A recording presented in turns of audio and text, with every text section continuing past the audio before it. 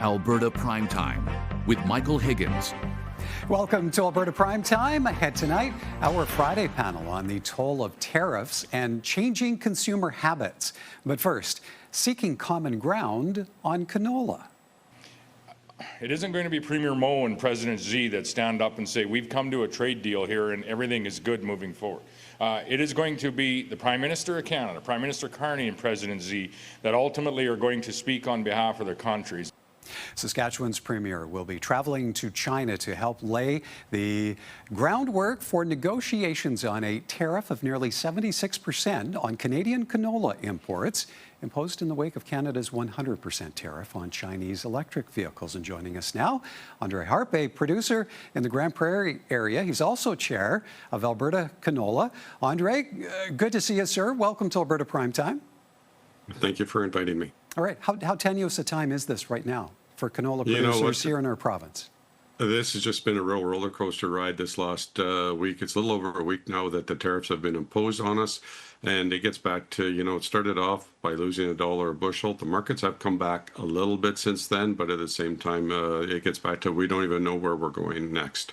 What does the Chinese market mean for Canadian canola exports? Where does it rank? You know what? China is number 2 for exports coming from Canada. So it's a huge market for us. It's a market that we're going to have trouble replacing. Given those developments a week ago, what is that market essentially closed to you now? Well, actually, so it's really interesting. For now, for the most part, it is essentially closed. I was actually at the meeting yesterday with Premier Moe and federal officials, and actually talking to some of the traders, and I, was able to find out that effectively they had already quit selling into China already, just with the threat of the tariffs coming on.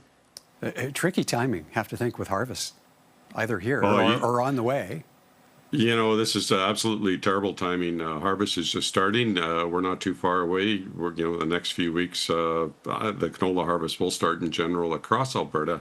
And it gets back to, there's a lot of questions on everybody's mind is what are we going to do with the canola? And, how long is this tariff going to last? Now, with Saskatchewan's Premier heading to China to lend assistance to the federal officials, what is your expectation of the degree of involvement of any of our provincial leaders, Alberta included?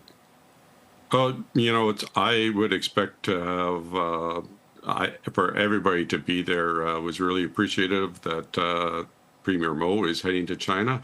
This is an all-hands-on-deck event. We need help from everybody, and it gets back to this is no worse than a few months ago with what was happening down in the United States, and basically with the threat of tariffs. Then that was just the threat of tariffs being imposed. Here we actually have tariffs, and basically we are the second biggest, to me, we're the second biggest industry behind oil and gas in the Alberta economy. To that point of all hands on deck, what is to be made of the efforts of the federal government to this point, and do they match the expectations of producers in our province? Well, I think everybody's a little frustrated right now, and it gets back to still have to remember that this is just a little over a week old now that we actually do have tariffs. I think yesterday's meeting did a lot to calm my mind. We had the Minister of Agriculture, Heath MacDonald, and we did have Parliamentary Secretary to the Prime Minister, Cody Blois, was also there. And, basically they are listening. They are taking it very, very seriously, which I was glad to see. So they're listening. I think they're coming up with some proposals, and they're looking at some short-term solutions and some long-term solutions. Okay, and in the short term, is there a specific action that will rectify this situation with China? This is straightforward. Not so much with China, but basically what can we do? And I think that is probably one of the main things they are looking at doing is how to get back at the table with China and to see if they can solve some of the outstanding issues that are there. International trade is very complicated. We can't say it's one tariff against another, but at the same time, they need to come back to the table. The other thing is looking to see what they can do through regulations, because one of the things that I did bring up was the increased use of renewable fuels in Canada. And, it gets back to why do we not keep canola in Canada for the domestic market that it's a lot more stable, and actually long term it'll be a huge benefit to us. Yeah, that move towards diversification. Now, while those negotiations to resolve the China situation continue, to what degree can you rely on exports to other markets? We have some very stable customers. Japan is one of them.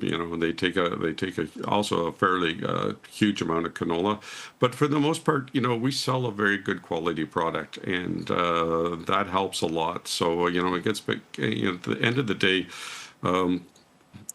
we're in a tariff tiff right now with China. We have to work our way through that somehow, but at the same time, canola farmers can't be the only ones that are paying for this. Are there other markets yet to be harnessed, or is it pretty much a full field?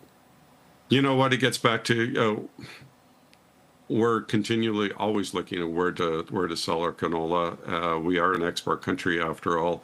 Relationships do take a while to build, but at the same time, it gets back to I think there are more markets out there. It's just going to take a while to work into them.